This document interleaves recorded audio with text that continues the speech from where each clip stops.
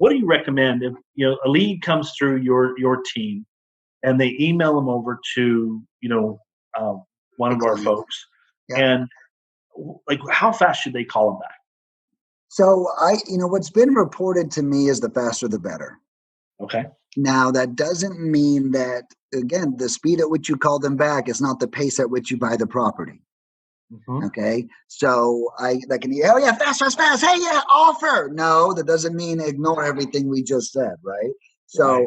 make sure we call them rather immediately. So one of my clients loves to call them within 15 minutes of receiving the lead. He called me up and he goes, Nick, it is drastic, my success rate, if I can call these people within 15 minutes, right? Okay. Which is probably even another reason for you to be such a strong rapport builder, because you're going to get in there. This first call now, because it's happening so fast, should really only be warm and fuzzy. They probably just answered a bunch of our business questions. Okay. So maybe you focus on the relationship. Hey, yeah, I'm actually the partner or the founder, whatever, self-edify, whatever. We call you a partner. But you can feel free, I actually founded this company, and we're just a mom and pop operation. The truth is, come with the heart that I'm speaking of, but you'll find the right words as long as you come with the heart. I mean, it's going to take a couple of times to do it, but say it, feel what feels right, and just your whole goal is to make them love you. Sure. That being said, if you're not in a good mood, don't make that call. Okay. Okay. Yeah. It's literally the most important thing. You know what I mean?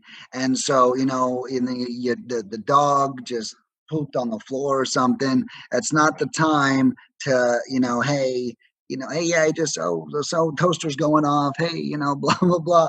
Make sure you are there. Right. Because it's literally your moment of truth. Yeah, I can't stress that enough. And if Lead Money's over here making calls on your behalf and they're sending leads over, and you're having, a shitty day, a rough day, whatever is going on, somebody just backed into your car, you got a flat tire in your car, the kids just spilled a gallon of milk on the counter and onto the floor, and you just spent 45 minutes cleaning all that up. Whatever it is that may be triggering your day or creating frustration in your day, which happens to all of us, by the way. It's not isolated by any stretch of the imagination. It's not just you. No, it's not just you, by the way. It happens to everybody. And and it's funny because oftentimes we're told to just put on a happy face. Well, I don't want to be happy. My kid just poured an entire gallon of milk all over the kitchen floor, and I'm not happy about it.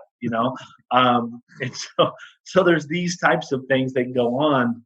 Then pause, hit the pause button and deal with all that, and then follow up, as soon as humanly possible, as soon as you can get yourself in a great mood to build a relationship, and we've all met people where they've come up to us and they're like, hey, how are you? And you're like, I don't want to talk to anybody right now. I'm processing the fact that somebody just ran into my car, and I got to deal with that and what I'm going to do there. My brain's over here. I'm not in the mood for a party over here, type thing. Exactly. Well, I made that mistake just the other day, even myself.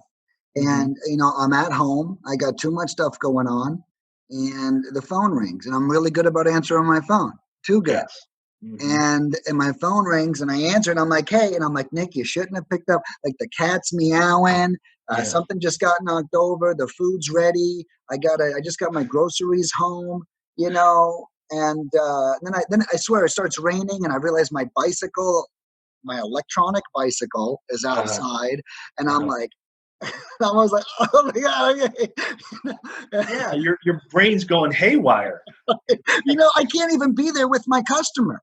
Now there's two ways to look at that, oh, well, answer the phone. The customer, it's a good impression. It's not a good impression if I answer the phone, but I'm not there. They're going to, I called that Nick guy once, and man, he's probably just too busy for me. Sure. Okay. Sure. And that's not a feeling I want to give anyone. So, definitely to support, what Troy's saying is, either find a way to gain peace in the moment, or just Mhm. know that there's a better time in the next 24 hours to reach Yeah. out to them. That being Well, said, the next best answer, other than that first 15-minute window, I would mhm. say is absolutely within 24 hours. When we call, we do ask the best time to be contacted. So if it's not in 15 minutes, I may try to honor that time. Might be the next best bet in the next 24 hours.